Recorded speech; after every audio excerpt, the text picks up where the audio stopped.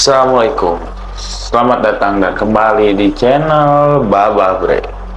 Dimana di video kali ini Baba akan membahas misteri rumah pocong Sumi yang ada di Yogyakarta.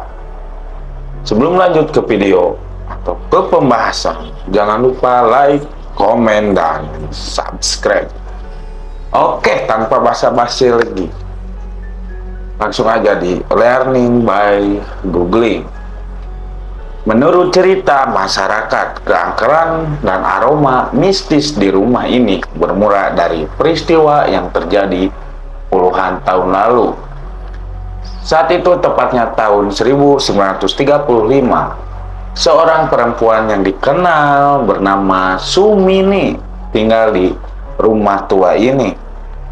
Sumini meninggali rumah itu lantaran ia merupakan ahli waris. Pemilik rumah kala itu rumah tua ini merupakan rumah paling mewah. Tak ayal banyak orang yang mengincar rumah tersebut, ya dengan niat jahat atau untuk dimiliki. Suatu hari suami Sumini yang merupakan pengusaha batik pergi untuk urusan bisnis. Ia berpesan kepada Sumini untuk tidak membukakan pintu kepada siapapun yang berkunjung. Tapi sayang perintah suaminya tak dilakukan. Sumini yang sendirian di rumah itu, tiga pria datang dan menggedor-gedor pintu serta membawa pesan bahwa Sumini mengalami kecelakaan. Rupanya mereka adalah komplotan perampok dan pesan itu adalah palsu. Dan itu cerita versi pertama, dan ada di versi yang kedua. Menurut seseorang yang bernama Tasya Siahan, ternyata kuburan tersebut bukan peristirahatan terakhir Sumini, melainkan milik Simbo yang sudah ada sejak zaman Belanda. Tasya juga mengatakan sebelum Mbak Sumi, rumah itu dulunya ditempati oleh orang Belanda, di mana Simbo itu ikut kerja kepada si empunya di rumah tersebut. Simbo digambarkan sangat hormat, sayang pada majikannya.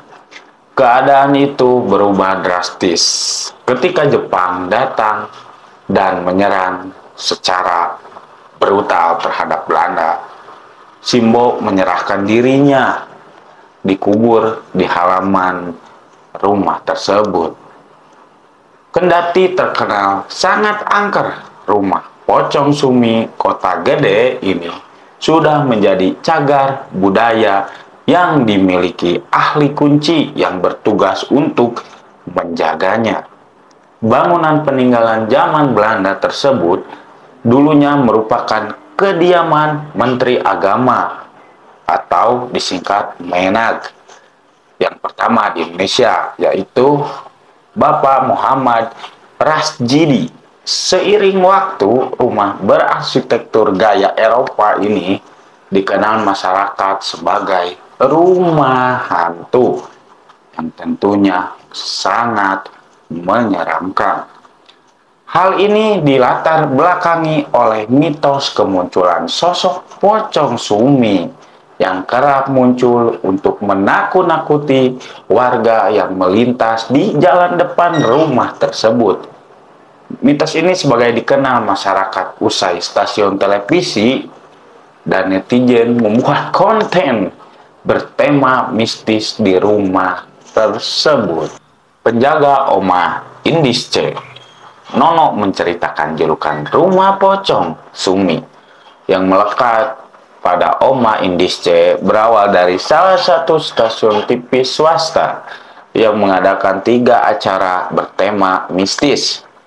Kru TV mengaku disambut oleh makhluk astral yang bernama Mbak Sumi yang cukup agresif. Ya, antara percaya nggak percaya ya, tapi kita lanjutkan pembahasan. Belum dimulai pun katanya baru introducing, baru datang ke sini yang namanya Mbak Sumi, jemput kru TV duluan. Beliau yang paling agresif. Kemudian stasiun TV itu diam-diam menamakan seperti itu, Rumah Pocong Sumi. Jelas Nono kepada Detik.Jogja.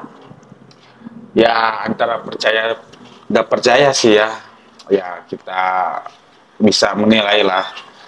Setelah itu rumah ini dikasih Google Map. Jadi setiap hari yang datang banyak banget buat bikin konten seperti itu. Dan menurut Nono, ada seorang YouTuber yang menjelaskan siapa saja sosok makhluk astral di Rumah Pocong Sumi. Selain itu, sosok Mbak Sumi terdapat sosok Noni Belanda dan sosok-sosok lainnya yang menjadikannya rumah tersebut sebagai base camp. Ya lebih ke perkumpulan makhluk hidup. Makhluk astral, maaf. Saat berita ini ditulis, Nono menjelaskan bahwa ia telah melarang dan tidak lagi menerima segala bentuk perekaman yang dilakukan oleh stasiun TV maupun pembuat konten, selain karena dianggap mengganggu oleh penunggu rumah itu. Ya kalau misalkan datang ke atau buat konten, ngerekam tempat itu, ya menurut saya pribadi, menurut Babah, ya nggak apa-apa sih. Cuman ya balik lagi ke yang warga di situ atau penanggung jawab di situ.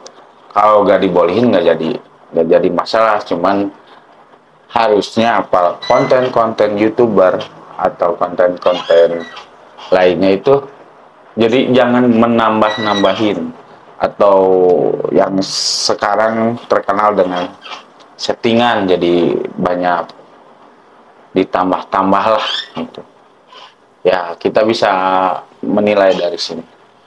Sejak saat itu, Omah Indis C menjadi magnet wisatawan dari berbagai daerah di luar Jogja, seperti Jakarta, Surabaya, dan lain-lain. Padahal daya tarik Kota Gede yang dipromosikan oleh Bupati Bantul adalah posisi Kota Gede sebagai peninggalan kerajaan Mataram. Dan Nono menyayangkan para pengunjung yang datang ke Omah Indis C hanya untuk mencari pembuktian mengenai mitos dan kemistisan rumah tersebut.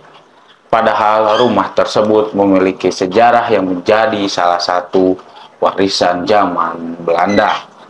Berbentuk bangunan yang dimiliki Kota Gede, hal serupa disampaikan oleh budayawan Kota Gede, Ahmad Charis Jubair. Ia prihatin dengan julukan Rumah Pocong Sumi, karena sejatinya rumah tersebut merupakan bangunan bersejarah yang menjadi bukti keragaman budaya di Kota Gede.